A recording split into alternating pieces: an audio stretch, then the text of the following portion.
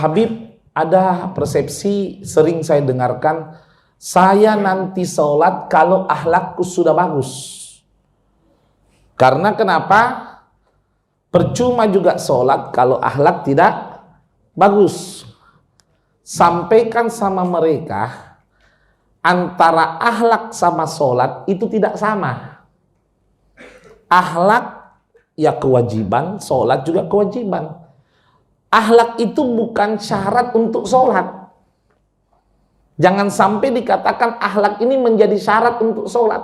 Saya merasa tidak pantas sholat kalau akhlakku tidak bagus. Ketika kamu meninggalkan sholat, itu seburuk-buruknya akhlak. Ada enggak seburuk-buruknya akhlak daripada tidak mendengarkan perintah Allah? Sejelek-jeleknya akhlak, yaitu mengabaikan perintah Allah atau meninggalkan sholat. Habib, ada orang sholat tapi akhlaknya buruk. Ada orang tidak sholat, akhlaknya bagus. Mana yang lebih berakhlak? Lebih berakhlak orang sholat walaupun akhlaknya buruk, daripada tidak sholat akhlaknya bagus. Kenapa? Akhlaknya bagus munafik. Kenapa? Sama Tuhannya aja nggak berakhlak.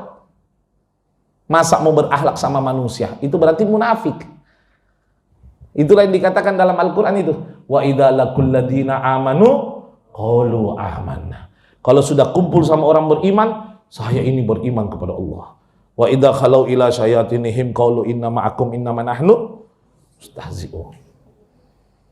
Jadi kalau ada orang membandingkan orang sholat tidak punya akhlak atau akhlaknya buruk, atau yang tidak sholat akhlaknya bagus, mana lebih berakhlak?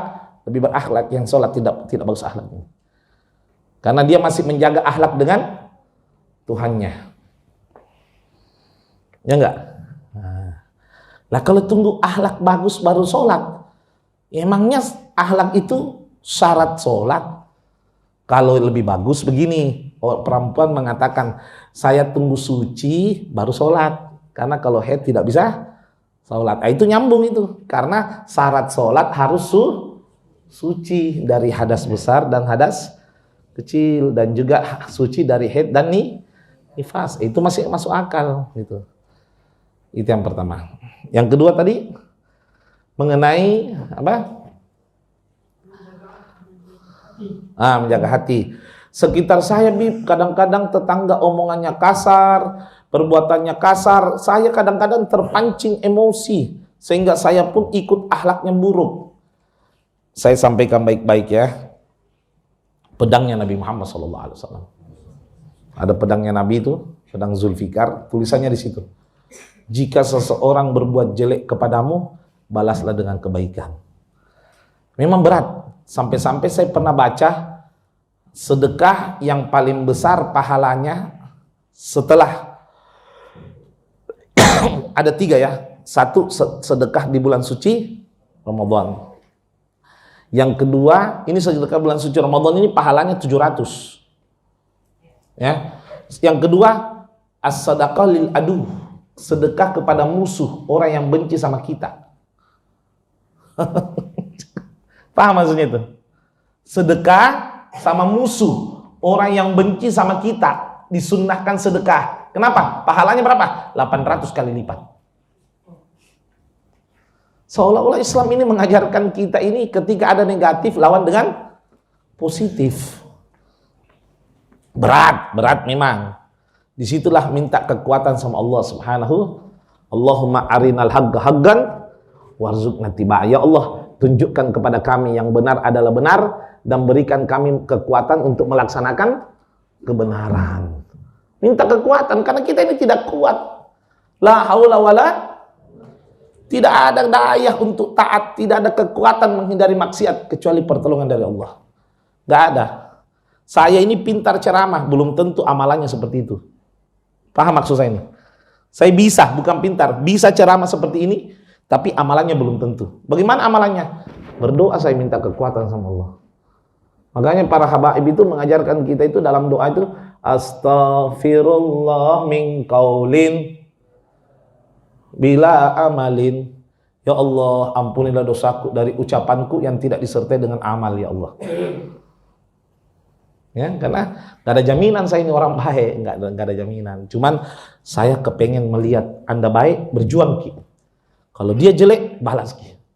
Bagaimana misalnya dulu dibilangi Kak, Ustadz setan, Ustadz iblis, Ustadz, iya, itu Ustadz Fitra saksi itu. Ustadz Yahudi, Ustadz, ada semua kebun binatang masuk. Serius. Saya ambil tangannya, saya cium tangannya, saya peluk. Sorenya saya antarkan beras 25 kilo. Tapi apa yang terjadi? Ketika peresmian pondok ini, yang duluan datang paling depan, ya bilangi ke Ustadz Yahudi. Kenapa? Tidak ada senjata paling mematikan melebihi akhlak. Tak ada. Wallahi tidak ada. Berat, wahai hatiku ini kayak mau karabe. Karena hatiku kan orang biasa, saya ini penceramah bukan malaikat. Tapi istighfar kata astagfirullahaladzim. Untuk mengimbangi itu begini. Ada saya ingat satu waktu kecil Kak, karena saya juga pernah kecil ya. Saya masih ingat kecil itu jalan sama umiku. Nalempari Kak tetanggaku, ada tetanggaku ini. Saya tidak usah sebut sukunya. Terlalu salah paham nanti. Nalempari Kak batu merah setengah. Batu merah zaman dulu nah. Kalau sekarang kan cak di batu merah kapal lah Kak. Nalempari Kak setengah, nak kena pahaku. Tapi mamaku nak pegang tangan kiriku, mau Kak loncat. Dalam hatiku deh, kalau orang emosi jangankan karate, karambol lagi nak kasih keluar. Mau mak loncati, nah jangan kau nak bersyukur kau nak, alhamdulillah. Kenapa mi? Mau nalempari kami, bersyukur kau nak nalempari orang, bukan kau lempari orang. Jadi kalau ada orang berbuat jelek sama kau nak bersyukur kau. Kenapa? Kau dianugerahkan perbuatan jelek, tapi bukan kau yang membuat kejelekan. Paham tak maksudnya? Bersyukur kau disakiti, bukan menyakiti.